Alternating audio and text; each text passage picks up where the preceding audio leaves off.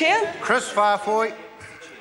Mr Chair, it's a privilege to take a call to part 2 of this bill. Mr Chair, ever since this government took office, it has been shaving away the functions of Housing New Zealand. And Mr Speaker, clause 20 and 21 of this bill continue that trend.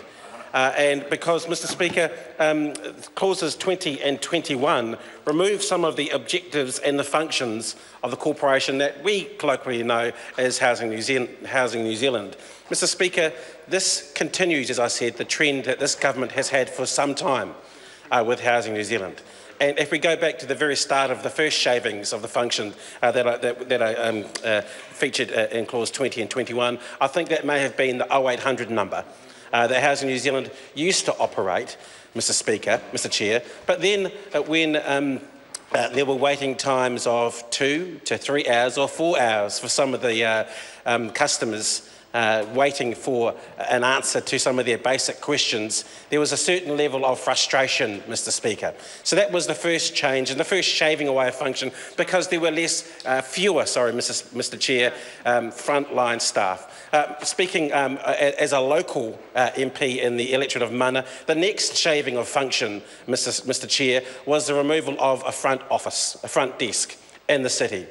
So we went from, for a city with a considerable amount of state housing tenants, a high demand, a high capacity through that office, to a situation where there was no front desk for the people of Porirua to go and do their business. Mr Speaker, this was just not on, Mr Chair, sorry, this was just not on in a city the size of Porirua and with the number of state house tenants. And Mr Chair, clause 20 and 21 of this bill just continue that trend of neglect for Housing New Zealand.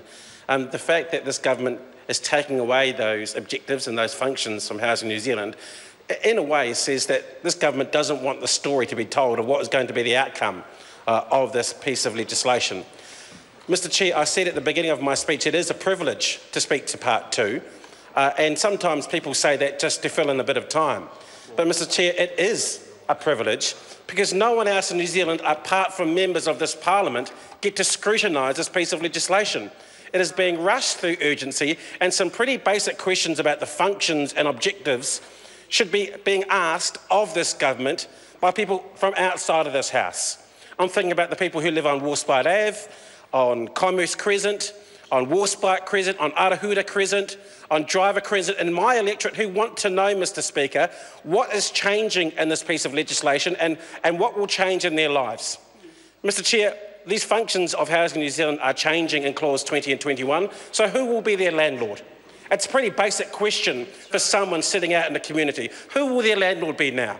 In the past, it has been Housing New Zealand, Mr Speaker, and now it is a mixture of MSD and Housing New Zealand. But with the functions changing in part 2, Mr Speaker, who is going to be their landlord?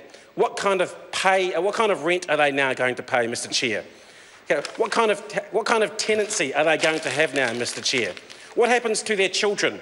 What happens to their schooling? Are they safe in their community, Mr Chair? These are all the kinds of questions that needed to be asked in a select committee process. But this government won't do that and hasn't even bothered to answer any of these questions in this committee stage, Mr Chair. That's right. These are major changes, Mr Chair, in clauses 20 and 21.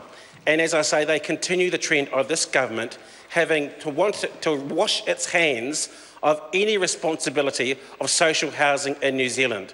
Mr Speaker, I grew up in a state house as well, but I don't want to be a political hypocrite.